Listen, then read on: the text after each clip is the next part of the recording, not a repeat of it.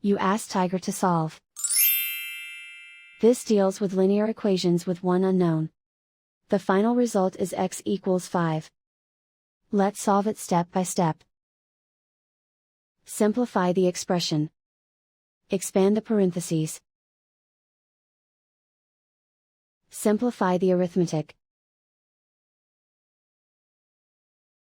Group all constants on the right side of the equation. Subtract 3 from both sides. Simplify the arithmetic.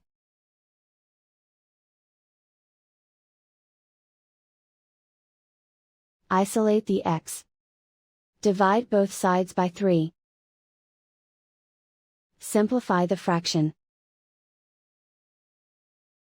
Find the greatest common factor of the numerator and denominator.